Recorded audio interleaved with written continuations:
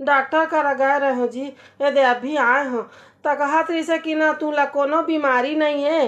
और मैं कहे बीमारी नहीं है तो कैसे घबराहट बेचैनी और आन तान सोचत रहो ऐसे डॉक्टर साहब कैसे काबा है करके। तो कहत रही से कि तुहर मना शॉपिंग के ना कमी हो गए दिमाग में।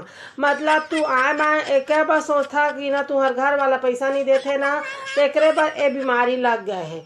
तो कहत रही से कि अपन घर वाला कर बने मने पैसा ले लेवा 5-10 हज़ार रुपया अब अन्य फुल फुल चिल्ल मारा कहीं से। हाँ तहाँ लेना तू ला कोनो दवाई ववाई के जरूरत नहीं है कहीं से जी। तना वही मैं कहत रहे कि ना कैसे करिए बताओ। मोला दे देवा 10-5 हज़ार रुपया।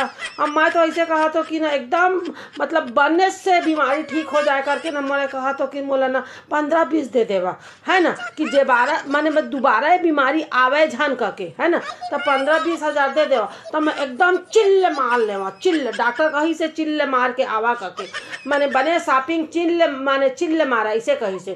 तना मोला 15-20 हज़ार रुपया दे देवा जी। तना मैं माने मतलब मोर घबराहट बेचैनी कहीं से सब माने पूरा ठीक हो जाए।